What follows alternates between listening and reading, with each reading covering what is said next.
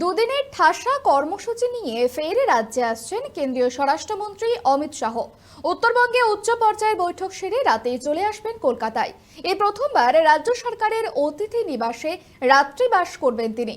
পরের দিন 19শে জুলাই আইন শৃঙ্খলা নিয়ে বৈঠক থেকে শুরু করে আমুল প্ল্যান্টের ভিত্তিপ্রস্তর স্থাপন একাধিক গুরুত্বপূর্ণ কর্মসূচি রয়েছে তাঁর।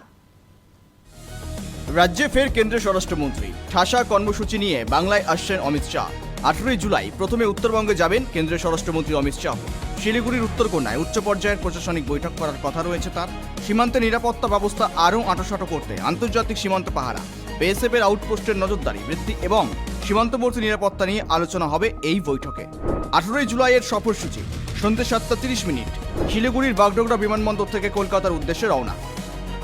রাত্রি 8:25 কলকাতা বিমানবন্দরে পৌঁছবেন স্বরাষ্ট্রমন্ত্রী। রাত 8:55 আলিপুরের সৌজন্য গেস্ট হাউসে আগমন এবং রাত্রিবাস। কলকাতায় পৌঁছে নিউ আলিপুরের রাজ্য সরকারের অতিথি নিবাসে রাত্রিবাস করবেন অমিত শাহ। এই প্রথম কোনো কেন্দ্রীয় স্বরাষ্ট্রমন্ত্রী রাজ্যের এই অতিথি নিবাসে থাকবেন। পরের দিন রবিবার সকাল থেকেই ঠাসা কর্মসূচি রয়েছে তার। প্রথমেই সৌজন্য গেস্ট হাউসে রাজ্যের আইন শৃঙ্খলা পরিস্থিতি নিয়ে একটি গুরুত্বপূর্ণ বৈঠক করার কথা রয়েছে তার। সেখানে দক্ষিণবঙ্গের সব জেলার পুলিশ সুপার এবং জেলা শাসকদের উপস্থিত থাকার কথা। শাহের কর্মসূচি সকাল 11টা থেকে দুপুর 1:15 রাজ্যের আইন শৃঙ্খলা নিয়ে উচ্চ পর্যায়ের বৈঠক। দুপুর 1:55 ন্যাশনাল লাইব্রেরিতে আগমন। দুপুর 2টা থেকে 3:30 নবনির্মিত ওয়ার্ড মিউজিয়ামের আনুষ্ঠানিক উদ্বোধন।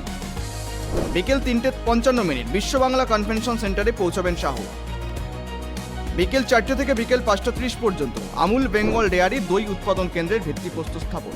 সন্ধ্যে 5:55 কলকাতা বিমানবন্দর থেকে দিল্লির উদ্দেশ্যে রওনা।